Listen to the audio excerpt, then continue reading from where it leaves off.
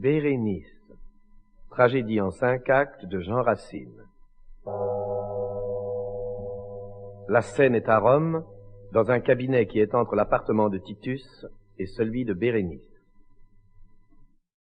Arrêtons un moment. La pompe de ces lieux, je le vois bien, Arzas, est nouvelle à tes yeux. Souvent ce cabinet superbe et solitaire, des secrets de Titus est le dépositaire. C'est ici quelquefois qu'il se cache à sa cour, lorsqu'il vient à la reine expliquer son amour. De son appartement cette porte est prochaine, et cette autre conduit dans celui de la reine. Va chez elle, dis-lui qu'importun à regret, j'ose lui demander un entretien secret. Vous, Seigneur importun, vous, cet ami fidèle qu'un soin si généreux intéresse pour elle, vous, cet Antiochus, son amant autrefois, vous que l'Orient compte entre ses plus grands rois, quoi déjà de Titus épouse en espérance, se rend entre elle et vous, met-il tant de distance? Va, dis-je, et sans vouloir te charger d'autres soins, vois si je puis bientôt lui parler sans témoin. Eh bien, Antiochus, es-tu toujours le même? Pourrais-je sans trembler lui dire « Je vous aime ». Mais quoi déjà je tremble, et mon cœur agité craint autant ce moment que je l'ai souhaité. Bérénice, autrefois, m'ôta toute espérance, elle m'imposa même un éternel silence. Je me suis tu 5 ans, et jusque à ce jour d'un voile d'amitié, j'ai couvert mon amour. Dois-je croire qu'au rang où Titus la destine, elle m'écoute mieux que dans la Palestine? Il l'épouse.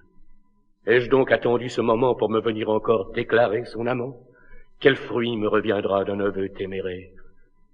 Ah, puisqu'il faut partir, partons sans lui déplaire, retirons-nous, sortons, et sans nous découvrir, allons loin de ses yeux l'oublier, ou mourir. Et quoi? Souffrir toujours un tourment qu'elle ignore? Toujours verser des pleurs qu'il faut que je dévore? Quoi, même en la perdant, redouter son courroux? Belle reine, et pourquoi vous offenseriez-vous?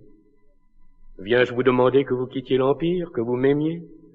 Hélas, je ne viens que vous dire qu'après m'être longtemps flatté, que mon rival trouverait à ses vœux quelque obstacle fatal.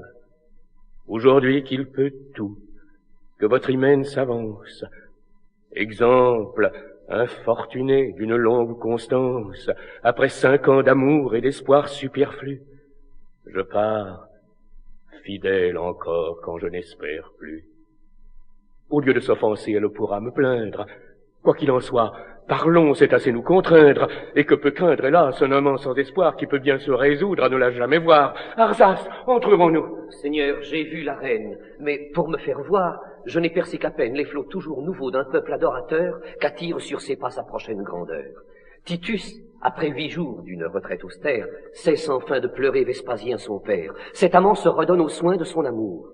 Et si j'en crois, Seigneur, l'entretien de la cour, peut-être avant la nuit, l'heureuse Bérénice change le nom de reine au nom d'impératrice. Hélas. Quoi? Ce discours pourrait-il vous troubler? Ainsi donc, sans témoin, je ne lui puis parler. Vous la verrez, Seigneur.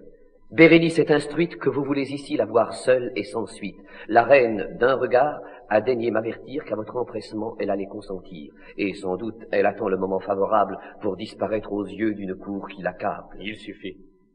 Cependant, n'as-tu rien négligé des ordres importants dont je t'avais chargé? Seigneur, vous connaissez ma prompte obéissance.